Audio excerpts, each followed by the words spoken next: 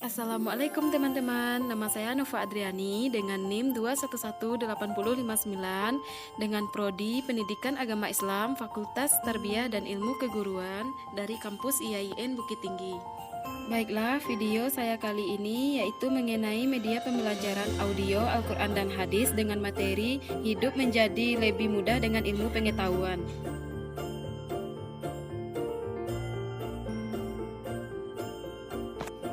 Baiklah, dalil yang terkait dengan ilmu pengetahuan yang pertama yaitu Quran Surah At-Taubah ayat 122 yang berbunyi Bismillahirrahmanirrahim wa ma kanal mu'minuna liyunfiru kaffah falaula tafara min kulli firqatin minhum ta'ifah liyatafakkahu fid dini waliyunziru qaumahum iza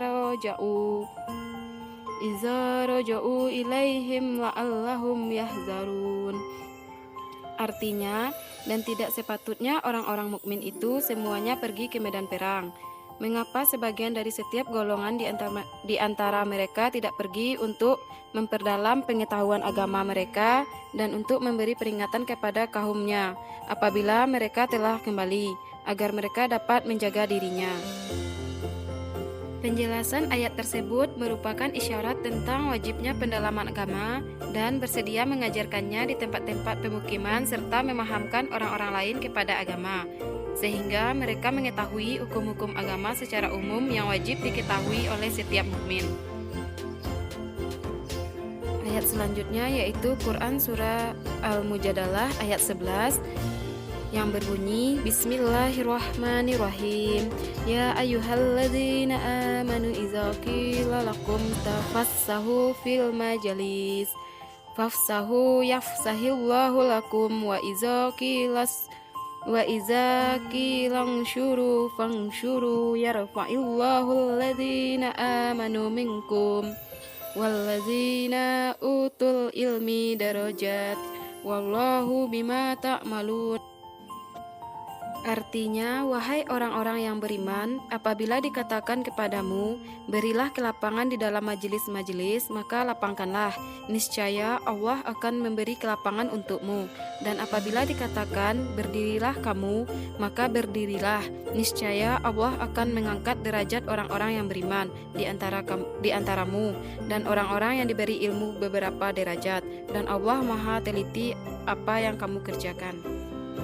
Penjelasan ayat tersebut yaitu yang pertama, etika dalam majelis, yang kedua, manfaat beriman dan berilmu pengetahuan.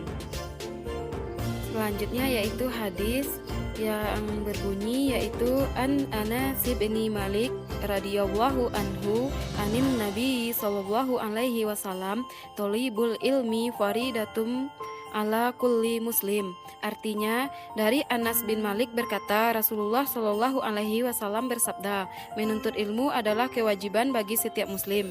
Riwayat Ibnu Majah.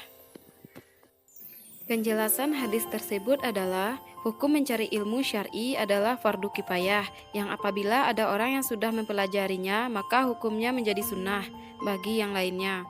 Setiap pencari ilmu harus menyadari bahwa dirinya sedang melaksanakan amalan yang fardu kifayah ketika mencari ilmu, agar dia memperoleh pahala mengerjakan yang fardu sembari memperoleh ilmu.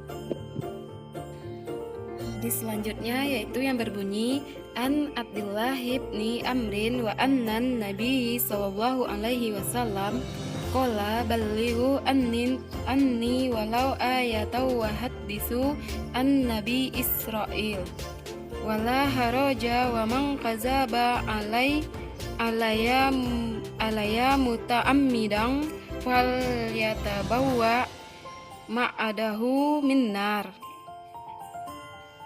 Artinya, dari Abdullah ibnu Amr, dan sesungguhnya Nabi Muhammad SAW telah bersabda, sampaikanlah dariku ilmu meskipun satu ayat Al-Quran, dan kisahkanlah hal-hal terkait dengan Bani Israel, dan itu tidak masalah berdosa.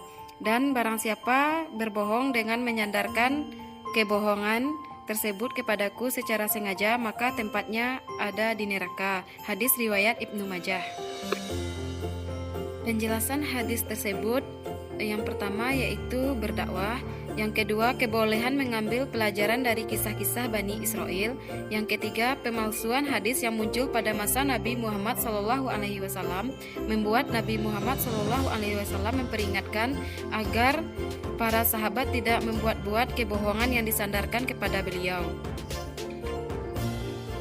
Jadi kesimpulan dari Quran Surah At-Taubah ayat 122 yaitu yang pertama kewajiban manusia untuk belajar dan mengajarkan ilmu khususnya agama.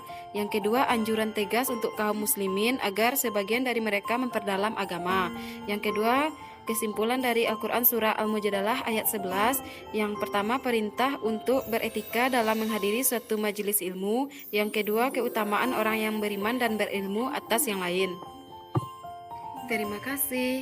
Wassalamualaikum warahmatullahi wabarakatuh. Semoga bermanfaat.